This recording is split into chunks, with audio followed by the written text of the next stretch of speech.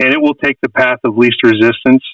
And so let's say you've got some exposed wire. Let's say you're using a beater to make eggs, and it's spinning around, and you keep reefing on that wire over years, and then a wire comes loose, and so it kind of touches and not touches. And so what happens is that draws a lot of extra power in that loose wiring. And if you didn't have a ground fault circuit interrupter, that could potentially electrocute you. So what's going to happen is you're using that beater to make your eggs, scrambled eggs in the morning. What's going to happen is it's going to trip that plug off so that no one gets electrocuted. And so it's a safety mechanism that they introduced in the electrical code, so that as people continue to use appliances over time and the cords get frayed in most cases, or let's say something within the appliance starts to malfunction, it's not going to create an electrical shock or potential safety or life-threatening incident. So that's why they introduced that. So it just kills the power to the plug. So safety measure. Yep. Okay. So in his question, Raymond said, so the follow-up is related to the circuit breaker. So the GFCI is locally at the plug, but if you have an older home and you don't have it locally in the kitchen, it enables you, the GFCI enables you to do it locally, so you don't have to go to your breaker. But if you've got an older home, the breaker will do the same effect, where it will trip the breaker in the same case. So that's a good question. Good. Any other questions? I think Akiro is laughing there and he's smiling, and I know he has a question because he bought a brand new home. So he worry? What will he worry about? Doing anything right now? Will he worry? What would be your advice to him? Yeah, so great question. That's actually a great segue into just general home maintenance that I just want to touch on.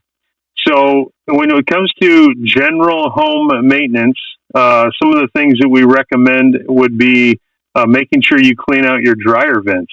So if you've got a dryer vent, we highly recommend you have that cleaned out either by a contractor, or if it's a very short distance, maybe you can clean that out. And you should probably clean that out once a year.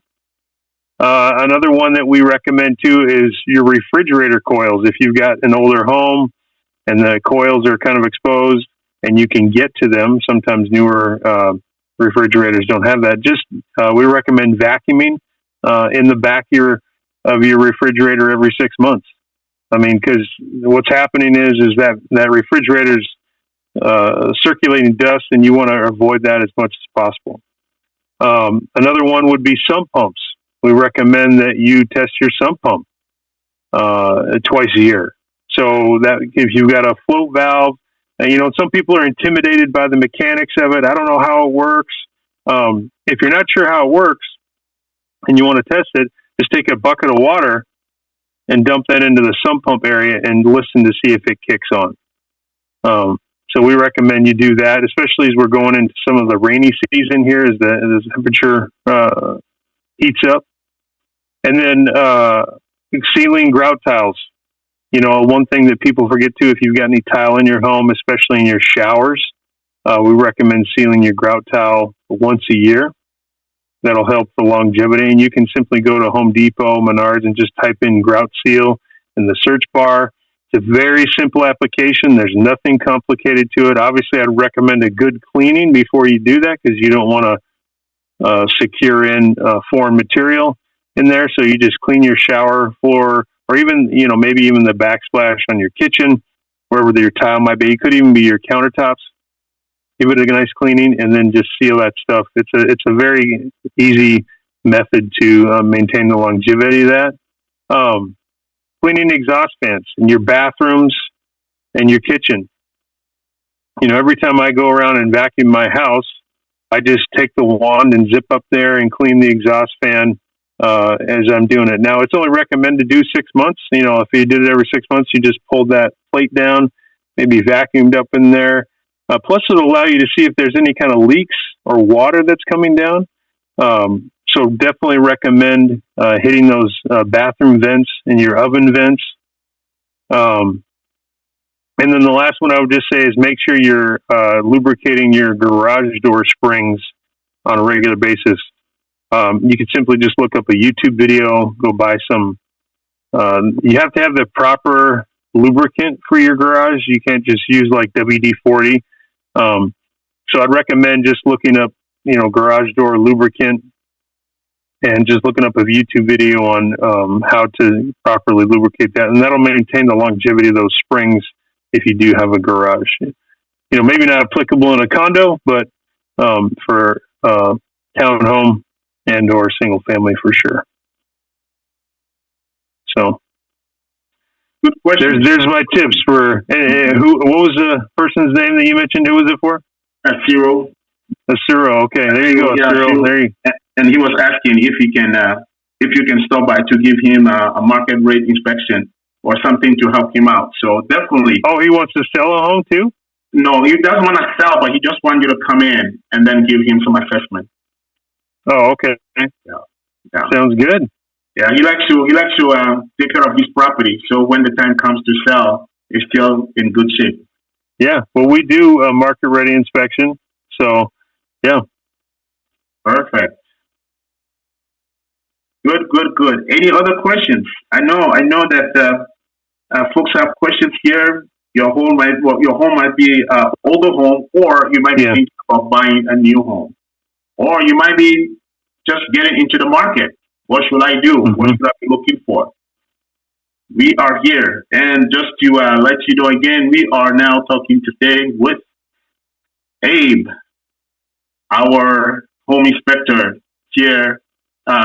He covers pretty much the metro area, and he has many services.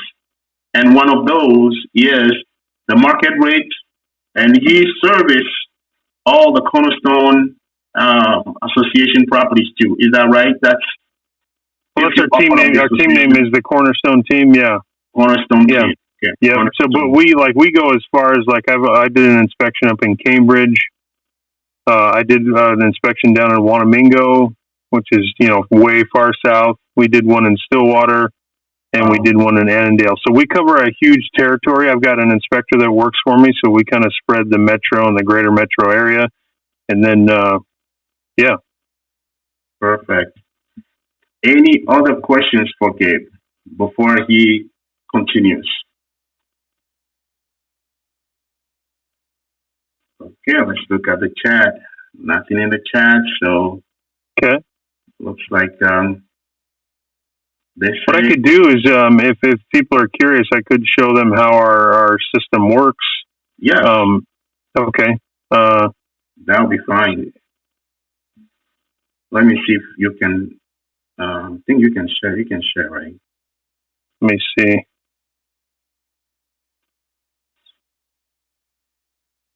It says I can't share. It's disabled. Okay, I'm making you a co-host now. Looks like okay.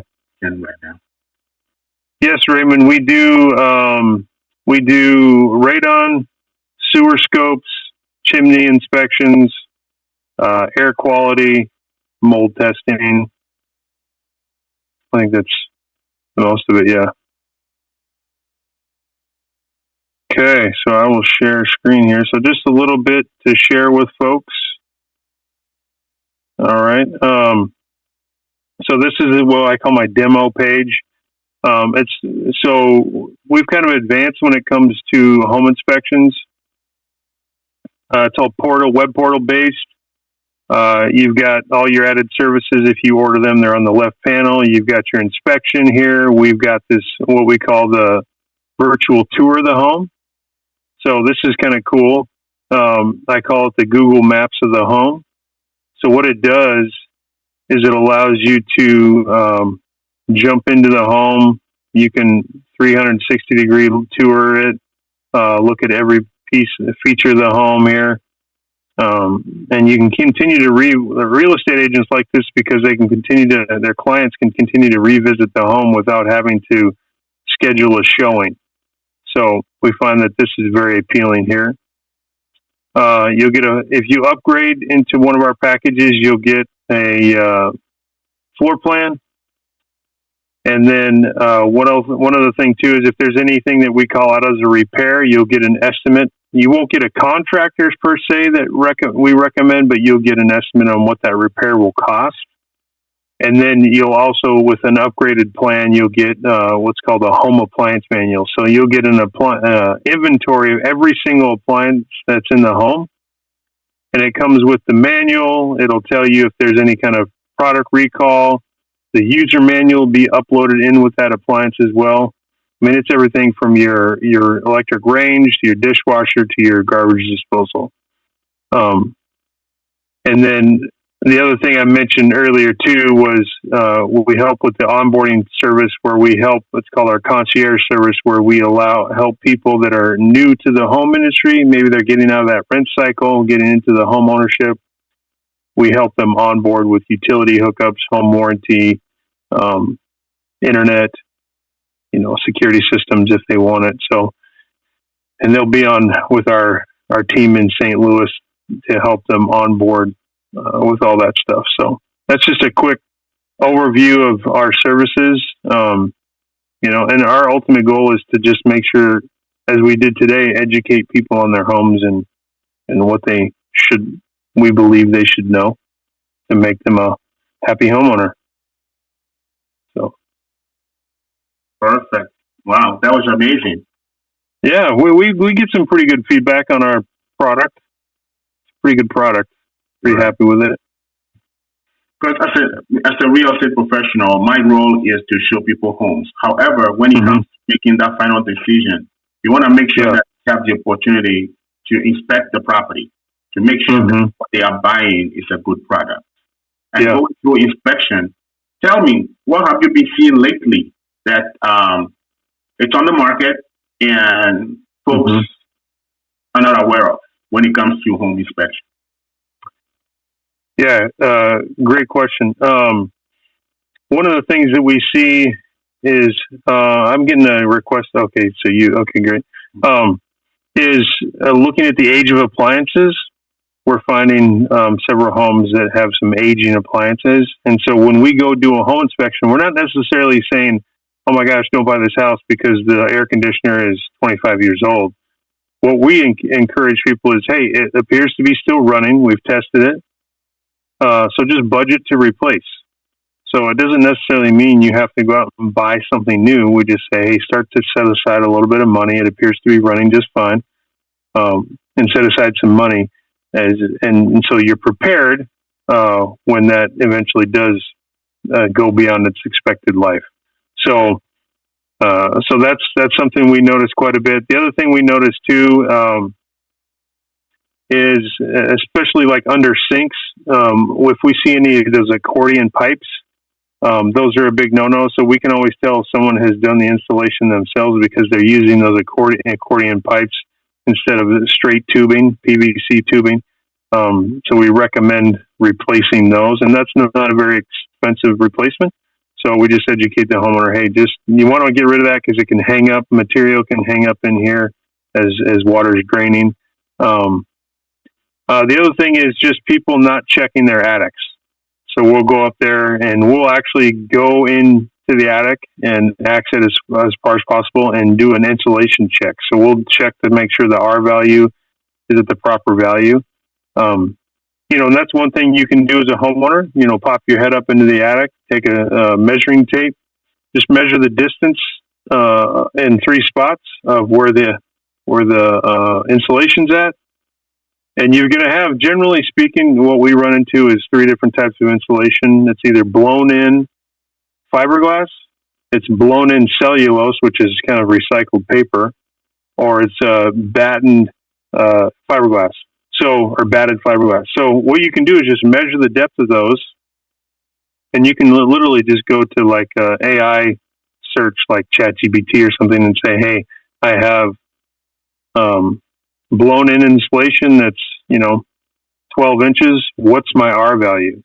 And it'll tell you what your R value is, and then you can make decisions on if you want to further insulate your home or leave it the way it is. Because the more you insulate your ceiling, the more efficient your house is going to run, both with air conditioning and heating. So perfect. Good. So installation, go in there. I don't think I want to go there. If somebody's brave enough to go in there. Well, I definitely wear a mask too, because sometimes the particles up there can get in your sinuses, and so definitely wear a mask if you're going to pop your head up there. Good. Yeah. Good.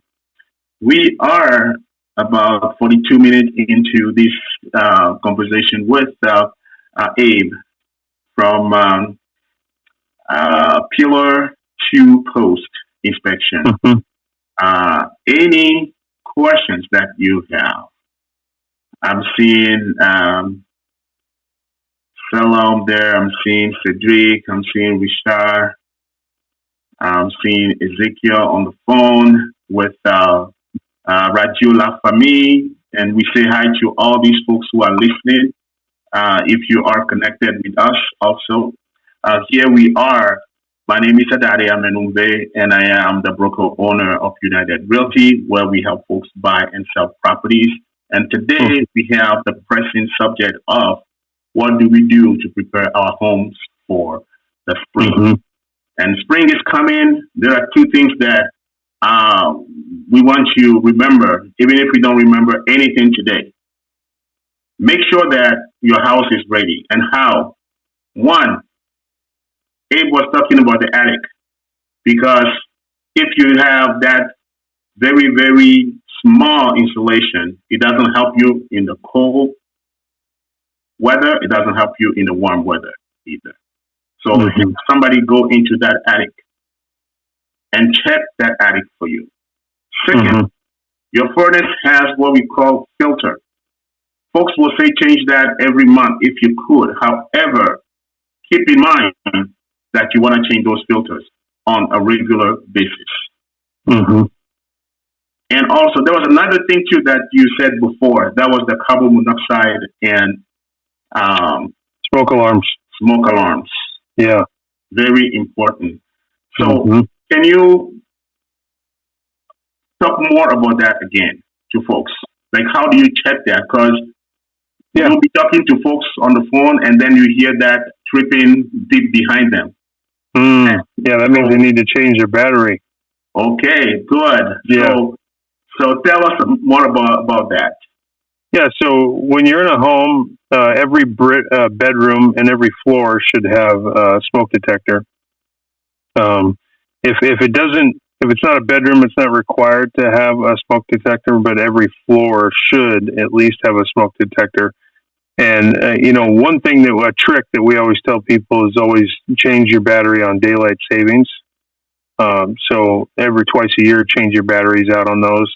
And so, just simply get a ladder, safely access those. And usually the way they've designed them nowadays, it's just a slider. You pop the battery out, and it's usually, I think it's a C, the square batteries. I think those are C's. I can't remember right now, but you want to just replace those. And then also carbon monoxide. Sometimes you can get the all-in-one that detect both smoke and carbon monoxide. But if you've got an older version and you don't want to change them out, that's fine. Just make sure you get a carbon monoxide. And you can simply buy those, that you plug those into the wall. And we recommend those on every floor as well, if at a minimum. So just plug those in. And why would you need a carbon monoxide monitor in your home? Well, the reason you need one is because if you've got poor combustion or you got combustion leaking from your water heater or your furnace, and typically it's from your water heater. Because if you got what's called a backdraft in your water heater exhaust, so everybody, if you've got a water heater, unless you've got on-demand water heater, you wouldn't have one of those. But if you've got a tank, okay, and you've got over your tank, you've got this exhaust.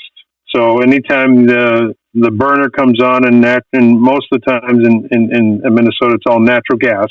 We don't have a lot of electric water heaters here, but so that natural gas is combusting, just like an engine combusts, and it needs to exhaust that gas from that combustion.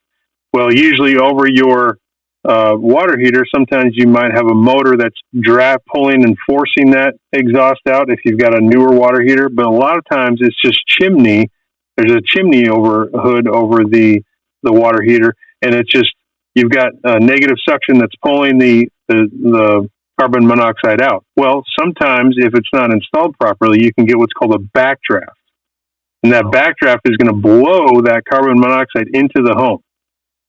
And that's why you need a carbon monoxide monitor, so that if you're getting those backdrafts, it'll alert you to say, hey, you're getting carbon monoxide, because carbon monoxide will kill you and if you're exposed to it too long. So that's why we recommend, having those there to make sure you're not getting that backdraft. It'll alert you when that happens. Wow. So basically, it's like if that is not taken care of, it's like you are running your car, but you close the door. Yes, exactly. Yeah, wow. Exactly. Except it's worse because on your car, you've got a catalytic converter that's, making that less carbon monoxide emission. You don't have that on your water heater. It's just going straight CO in your house, and that's very lethal. Wow. And that is something that most of the time you don't even smell it. You don't even know that. Correct. Yeah, it's odorless. Correct. Now, you can smell natural gas. I mean, most people kind of know it because, it smells kind of stinky, but carbon monoxide is odorless. Yeah. And what you can do is, let's say you want to check your water heater to see if there is the right proper flow. What you can do is, you've got your setting on your water heater. Some people like it hot, some people like it not so hot or whatever. You can crank it up and force that heater on. Just remember where you want to set it back to, because you don't want to leave it hot. You crank it up. This is what we do in a home. You will crank it up. When you see that flame come on, you can take a small piece of toilet paper or a Kleenex and make sure that as that's sucking out, it's kind of wanting to suck out the tissue. So you're seeing that pressure pulling out. And so that's a great indication that you're getting the right flow and you're not getting backdraft. Now, if it starts blowing that tissue back in, then you have a backflow or a backdraft issue. So, and then you can turn it right back down, the water heater. Folks, be careful. If you want to do that and you not feel safe, call a contractor. Yeah, that too. Can do it for you. Yeah, a lot of times the contractor, they'll use what's called like this chalk. So they'll just blow this little chalk and it will just suck the chalk out right out of the stack. Okay. So perfect. Yeah. Good.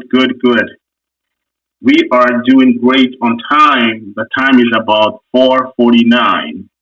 And we are still talking to Abe from pillar to post inspection, here to talk about spring cleaning. Any other questions from our folks?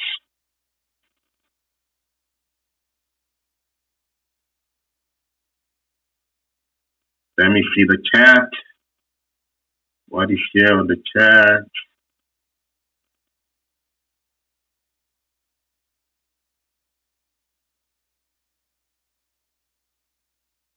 So while we're waiting for the questions, Abe,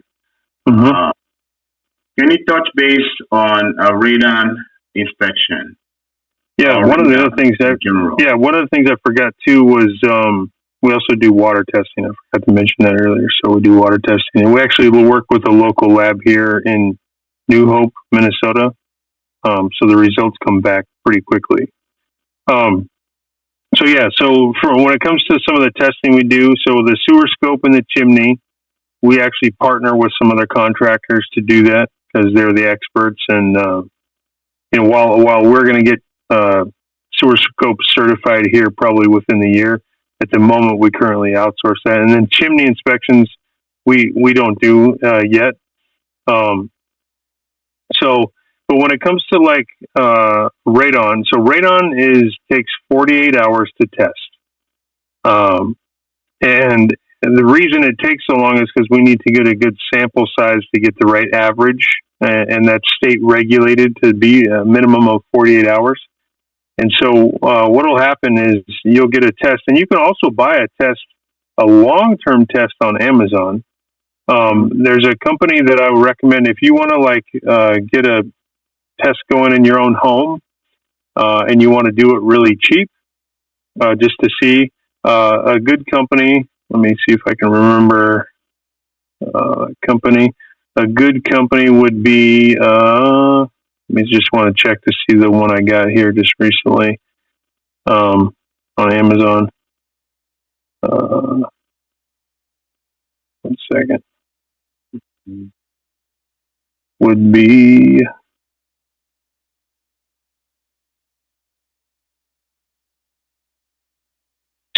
It's called EchoSense. So if you look up EchoSense, and I can actually pull it up here on Amazon if you want. This would be a good radon test for you just to throw on your house. And this is actually a recommended by the National Radon Association. So this EchoSense cube right here, you can see this is very cheap. This is a good one just to put in your house if you want to put it in your basement. And the way you test radon is it's in the lowest livable space. So you don't want to test like if you've got a crawl space, you don't want to put it down there. You don't want to, if your basement's technically unfinished, you don't need to put it down there. But it's the lowest livable space. So in this particular case, yeah, this EchoSense, this is a great product. You can track it on an app on your phone. Now, this wouldn't be appropriate for me to use as an inspector because I have to have a certified piece of equipment.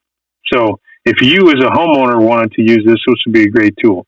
But and this is a long-term test. So this is long-term is considered anything over 90 days.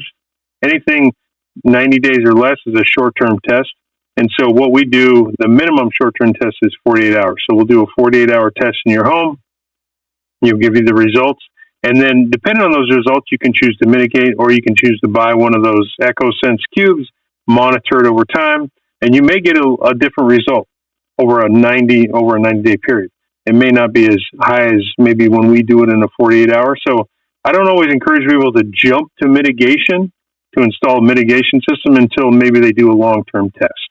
So you may not be as worried. But the reason radon is tested is because it's the second leading cause of lung cancer in the world. That's what, according to the science. So it's indicated that anytime you've been long exposure to the radon, then you could develop lung cancer. So, great question. Let's see.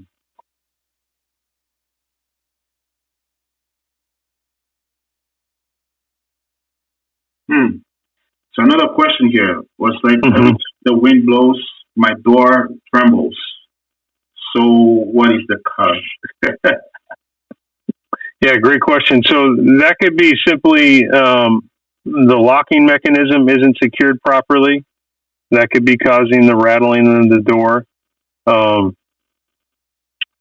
They could also be the hinges. Maybe the hinges aren't secure. Yeah. That could be causing it. I guess the question would be, what have you checked? What have you eliminated when you investigate? Good. Yeah, so those like the hinges, I had that issue once where some doors will not close properly, and it's because of the hinges not tacking in very well. And once you tack those in, then it will solve. But like you said, what type of investigation have you done? Like, did you check the hinges? Did you make sure that the door is locking properly? And if that is done, then if it's not resolving the issue, I would encourage you to call a contractor or just seek professionals to come in and help out.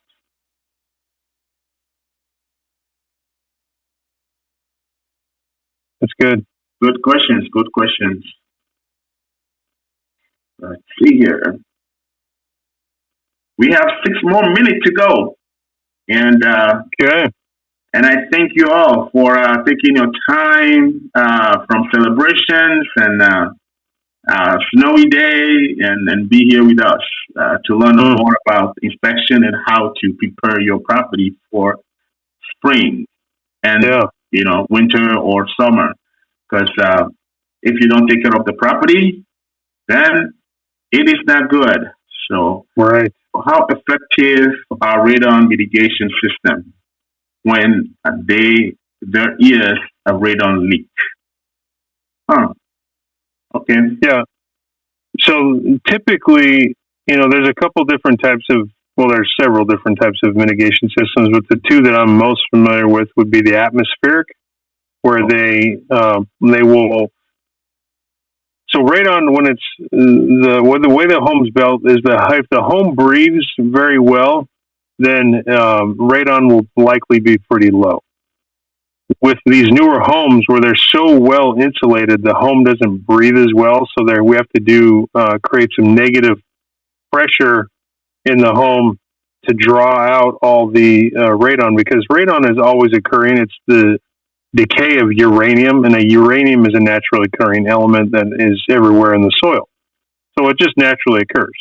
So what happens is when we build our homes and we make them so tight that decay of uranium comes through the concrete and the floor, and because it can, it's like any kind of gas, it can come through the pores of our foundations, and especially if it's a cinder block foundation, it will come through and start to, infect the house, not infect, but just become, apparent in the house. So how do we get rid of that? Well, we either add more air circulation to the home. So what they'll do is they'll pump in air from outside into the home. Like if you've got a heat recovery system or a humidity recovery system, they put those in to kind of circulate the air. But the other thing they do is they'll put in a pipe that's kind of into your foundation. And what it does is that pipe, they'll put a motor, usually it's in your attic. It can be installed on the outside of the houses too, but they'll put a motor in your attic somewhere that'll draw the air from the foundation and the soil, and then suck up that radon in the air out the exhaust. And from what we've seen, they drop usually radon levels fairly significantly with those motorized style systems.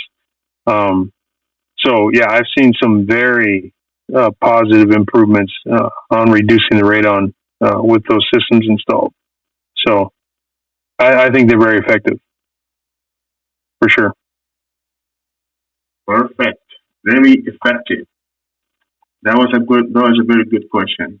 Very effective. Alrighty. Looks like we have another one. Yeah, so the question is do you have to check those systems? So they do. When you install those systems, they will have a water loop, like a little U-shaped water loop. Yep. And that tube will go into the stack. And as long as you've got the proper negative pressure sucking that out, and you'll know the water's running, because you'll have an offset. So the water will be offset. So it'll be two levels of water. And you can always test it too by pulling that tube out, and you'll know the water goes equal. That means gravity is equal. But when you create that negative pressure, one level of the water that's connected to the tube will look higher than the other side. So that's the monitor that they put on that system. Now, some people over time, like they'll put markings on it and think you don't need to do any of that. That doesn't matter. I mean, the water, may evaporate a little bit over time, but don't monitor, if somebody put a line where they marked it and it should be here and this one should be here, that doesn't matter. All you need to see is that there's a difference in the water level in that little monitoring system. Because like in my house, someone put a mark like the water should be here, and they didn't fully understand that isn't necessary. So you don't need to check them. I mean, if you've got a basement where they've installed it or whatever, anytime you go down to the basement or check on something, you can just grab a quick look at it and make sure it's working properly.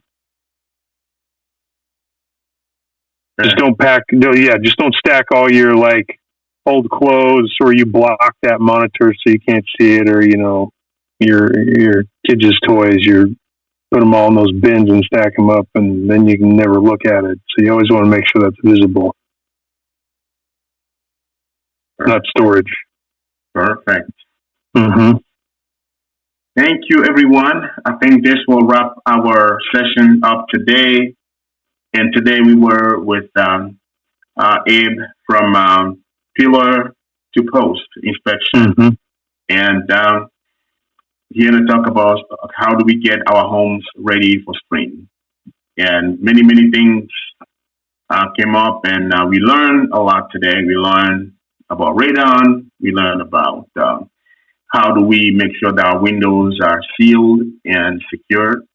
And we had questions about maybe doors wobbling, and how do we inspect those doors ourselves? How do we investigate before we call in a service person?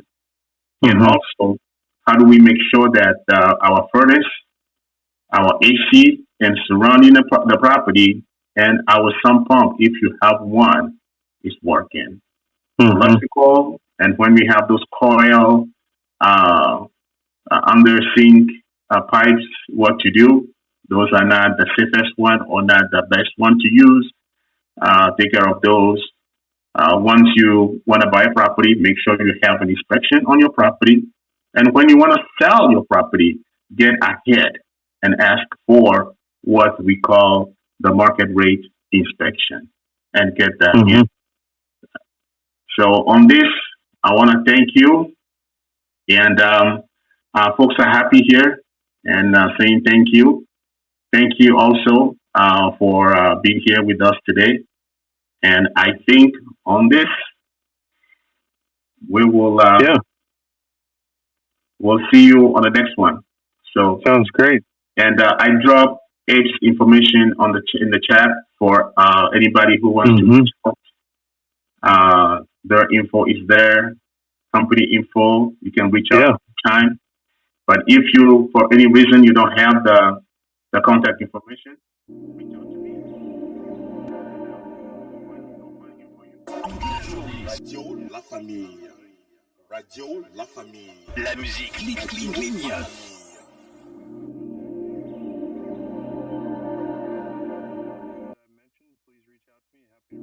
List, because I know sometimes uploading onto the Zoom chat doesn't always work effectively. So, yeah, reach out to me. I'd be happy to send you a list, checklist.